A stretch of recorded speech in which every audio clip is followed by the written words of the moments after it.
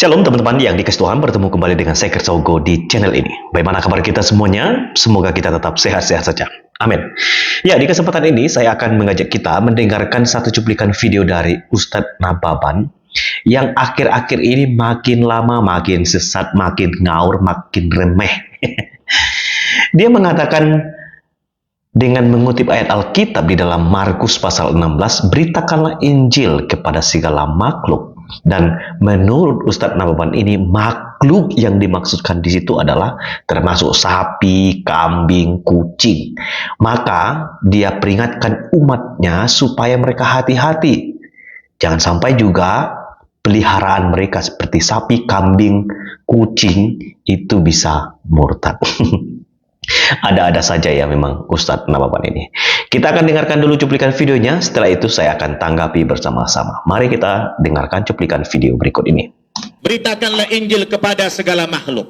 Jadi semua makhluk harus mendengarkan berita-berita Injil. Semua makhluk harus masuk Kristen. Termasuk sapi, kambing, kucing itu harus masuk Kristen semuanya. Makanya kalau kalian di kampung ada melihara kambing atau sapi, ya, malam-malam kalian kalau tidur jangan terlalu nyenyak, ya. Kalau jam 3 malam pas bangun langsung ke belakang lihat. Jangan-jangan di kandang sudah ada pendeta mengkristenkan sapi kalian nanti. Jadi harus perhatikan ini, ya. Jangan sampai murtad itu kambing kita. Oke, teman-teman yang dikasih Tuhan, demikianlah cuplikan video singkat yang disampaikan oleh Ustadz Nababan pada waktu dia berceramah. Aneh, kan?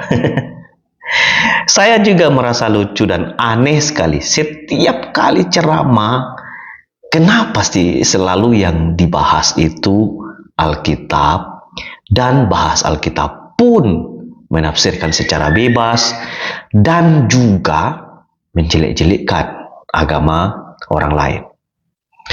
Dia juga merendahkan para pendeta karena dia menganggap bahwa para pendeta pun juga memberitakan Injil itu kepada makhluk. Makhluk yang dimaksudkan tadi adalah sapi, kambing, dan juga kucing. Teman-teman, setelah saya pikirkan, saya melihat bahwa Ustadz Nababan ini kan sedang merendahkan para pendeta dan juga kekristenan. Tetapi di dalam video yang sudah kita lihat tadi, justru dia menunjukkan rendahnya pemahaman kualitasnya sebagai seorang ustadz. Masa dia tidak mengerti maksud di dalam ayat yang dikutip yang ada di dalam Markus tersebut? Memang dia bukan seorang pendeta, tapi sebagai seorang ustadz, dan katanya dulu adalah seorang mu'alaf, mestinya dia mengerti kata makhluk yang dimaksudkan itu siapa. Ya, nah saya akan ajak kita dulu baca satu ayat Alkitab yang dia kutip lalu ditafsir dengan bebas. Di dalam Markus pasal 16 ayat yang ke-15. Lalu ia berkata kepada mereka, ia di sini adalah Yesus. Pergilah ke seluruh dunia, beritakanlah Injil kepada segala makhluk. Ini adalah perintah Yesus ketika dia baru saja bangkit dari kematian dan menampakkan diri kepada murid dan memberikan perintah kepada para murid. Perintahnya adalah pergi ke seluruh dunia, beritakan Injil. Injil tentu tentang Kristus yang telah datang ke dalam dunia, disalibkan, mati, bangkit, dan naik ke surga. Beritakanlah Injil kepada segala makhluk. Konteks ini maksudnya adalah manusia, bukan kepada binatang seperti sapi, kambing, kucing, seperti yang disampaikan oleh Ustadz Nababan. Yesus memberikan perintah kepada orang percaya supaya pergi memberitakan Injil kepada segala makhluk. Tentu segala makhluk yang dimaksudkan di sini adalah orang berdosa yang telah jatuh ke dalam dosa, yang membutuhkan anugerah Allah supaya mereka dibebaskan dan diselamatkan dari hukuman maut. Dan Yesus memberikan perintah ini supaya orang yang berdosa itu diselamatkan. Itu adalah bukti bahwa Yesus sangat mengasihi manusia. Itulah sebabnya dia memberikan perintah supaya berita Injil tentang keselamatan, kabar baik itu kepada mereka, makhluk orang berdosa ini. Mereka mendengar Injil dan mereka percaya dan mereka diselamatkan. Itu maksudnya Pak Ustadz. Jadi bukan perintah untuk memberitakan Injil kepada sapi, kepada hewan-hewan yang lain. Dan yang paling anehnya lagi, dia memperingatkan umat pada waktu dia berceramah supaya mereka jangan tidur nyenyak, supaya mereka tetap memantau peternakan mereka. Kalau nanti ada pendeta di situ, takutnya nanti sapi, kambing dan kucing itu masuk Kristen. Ini sangat-sangat rendah sekali. Pakai pikiranlah Pak Ustadz. Masa seperti itu sih? Ya, tidak usah sampai segitunya lah menjelekkan kekristenan.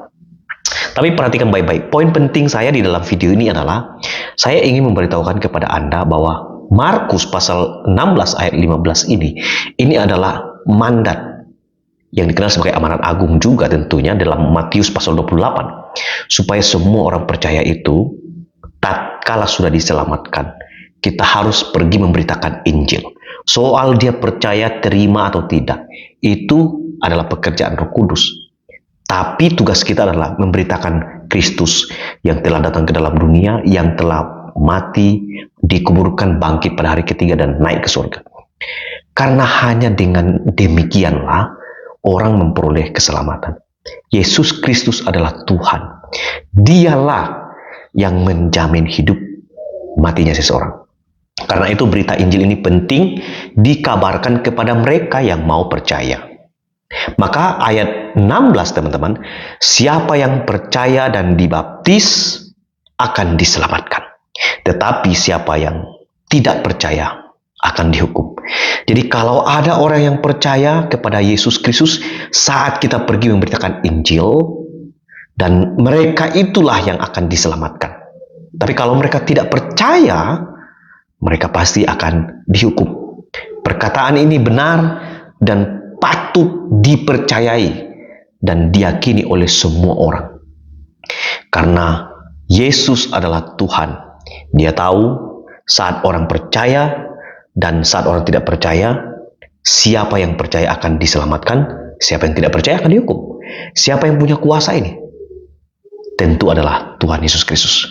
Karena itu, sebagai orang Kristen bersyukurlah kepada Tuhan Yesus, karena Anda adalah bagian dari orang yang akan diselamatkan. Dan kalau sekarang, kalaupun sampai hari ini Anda yang sedang menyaksikan video ini belum percaya kepada Tuhan Yesus Kristus, bersyukurlah Anda boleh mendengar video ini. Saya mengajak supaya Anda percaya kepada Yesus Kristus, supaya engkau pun juga diselamatkan, bukan hanya engkau, tapi engkau dan seisi rumahmu. Tuhan memberkati kita semua, sampai ketemu di video selanjutnya. Shalom.